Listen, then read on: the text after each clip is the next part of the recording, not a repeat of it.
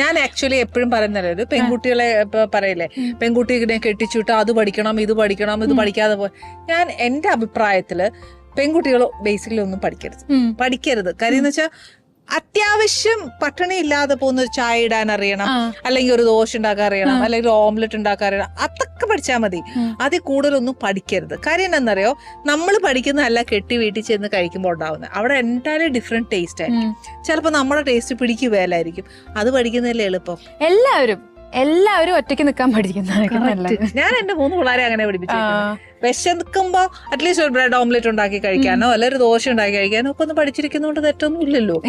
പിന്നെ ഈ പറഞ്ഞ പോലെ പിള്ളേരെ എവിടെയെങ്കിലും വിട്ടു പഠിപ്പിച്ച് അവർക്ക് ബഡ്ജറ്റ് ഉണ്ടല്ലോ കയ്യില്, അതിനകത്ത് നിർത്താൻ പഠിക്കണമല്ലോ. അപ്പൊ അതൊക്കെ വരാനുള്ള ഫേസ് ചെയ്യാൻ നമ്മളെല്ലാം പഠിപ്പിക്കണ്ടേ, അത്രേ ഉള്ളൂ. അല്ലാതെ ഒന്നുമില്ല. കാര്യം എന്താണെന്ന് വെച്ചാൽ ഓരോരുത്തർക്കും ഓരോ ഇഷ്ടമാണ്, ഓരോ ടേസ്റ്റ് ആണ്, ഓരോ സ്ഥലത്ത് ഓരോ ടേസ്റ്റ് ആണ്. പക്ഷെ മോള് നല്ല